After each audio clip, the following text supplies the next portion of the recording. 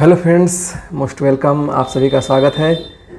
आइए आज जानेंगे हम एक केस के बारे में और उसी के साथ साथ हम एक दवा के बारे में भी जानेंगे।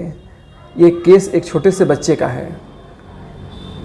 ये जो समय चल रहा है, अक्सर देखा जा रहा है कि लोगों को के घरों में बहुत ये फीवर वाले केस निकल रहे हैं। बुखार ऐसा हो रहा है कि वो बहुत हाई डोजेस मेडिसिन से भी नहीं उतर रहे हैं। ऐसे ही मेरे घर में भी मेरी डॉटर को समस्या हो गई। अब उसे जब बुखार आ गया तो मैं ये देख रहा था, उससे बात कर रहा था कि आखिर में फीवर के दौरान वो करती क्या है। उसे हल्का फुल्का बुखार रहता था तो वो खेलती रहती थी। वो इतनी स्ट्रांगली खेलती थी कि हम लोग को पता ही नहीं चलता था कि उसे कोई बुखार है। एकदम इधर इधर उधर कूद फान करना, कभी इधर से कभी टेबल से कूदना, कभी अपने बेड से कूद जाना, ये उसका एकदम से जो एक्टिविटी थी स्ट्रांग थी। तो हम लोग को लगता था कि बहुत हल्का फुल्का बुखार है। जब उसको हम लोग चेक करते थे तो लगभग 100, 101 या कभी कभी 102 के भी स्थिति में वो पूरी तरह से एकदम से खेलती रहती थी। जब उसे 103, 104 के लगभग फीवर होता था तब जाके वो लेटती थी। और जब लेटती थी तो एकदम चुपचाप शांत। उसे बुलाते थे, और बेटा क्या कैसा है, पापा अच्छा नहीं लग रहा है, फिर जब सो जाए। तो मैंने बहुत सारी मेडिसिन ट्राई की अपनी होम्योपैथ में।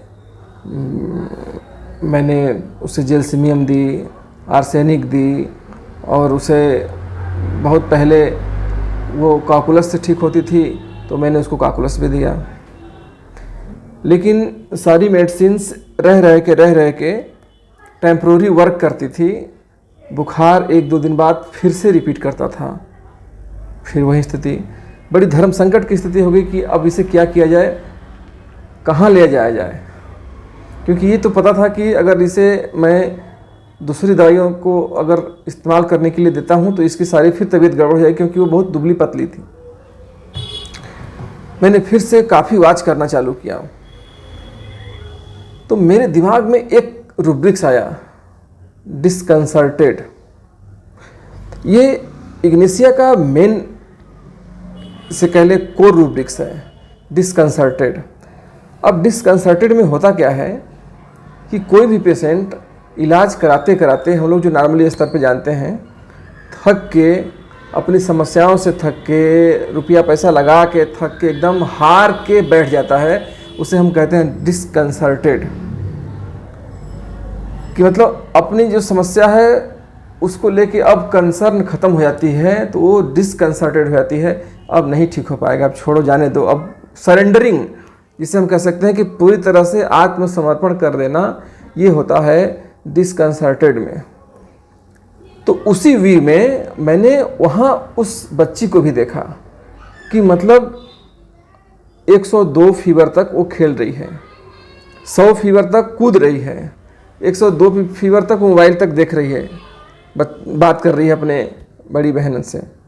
लेकिन जैसे ये 103 और 104 गया, वो सब कुछ किनारे करके एकदम चुपचाप ऐसे सो जाए। फिर उठाने से भी, कहने का मतलब उसको अब लगता था कि अब मेरी शरीर अब काम नहीं कर रही है, मेरे सारे सेंसेस अब बिल्कुल नहीं, मतलब सब कुछ छोड़ छाड़ के एकदम से सरेंडर होकर सो जाती थी। तब मेरे दिमाग में आया, मैंने इग्निशिया 1M वहीं दिया था उसको। और 1M देने के बाद रात में ही मैंने दिया था 7-8 बजे के लगभग, और मिडनाइट तक उसके धीरे धीरे फीवर ख़त्म हो गए। सुबह यहाँ तक कि वो स्कूल भी गई। ये गजब का चमत्कार ये होम्योपैथिक मेडिसिन हमारी करती है। लेकिन मानव होने के नाते हमारी जो पेशेंट को देखने की जो एक टेक्निक होनी चाहिए, वो बहुत ही गूढ़ होनी चाहिए, बहुत ही सूक्ष्म होनी चाहिए, तब हम जाके पकड़ पाएंगे।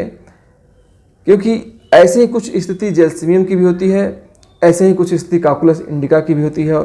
बहुत कम डिफरेंशिएट हम कर पाते हैं इसमें, ऐसे स्थिति में।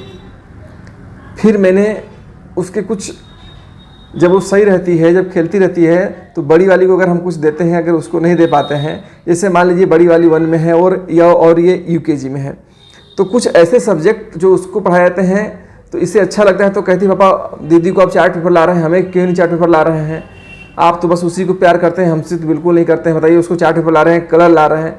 उसको समझाना पड़ता है कि बेटा ये इसका कोर्स है, तुम्हारा जब तुम 1 में जाओगी तो तुमको ये दे देंगे, तो फिर उड़ने लगती है। तो कहने का मतलब यह है कि उसे भी लगता है कि अगर बड़े को प्यार मिल रहा है तो हमें भी वो चीज़ मिलना चाहिए। तो ये ऐसे बच्चे होते हैं, तो इसमें थोड़ी सी आपको ध्यान देना होगा कि मेडिसिन कहाँ से हम लें। और प्लेफुल लिया गया था, डिस्कंसर्टेड लिया गया था इसमें, और भी 1-2 रूब्रिक्स हम लोग लिए थे, उसके बाद अभी तक एकदम स्वस्थ है, दोबारा रिपीट नहीं करना पड़ा।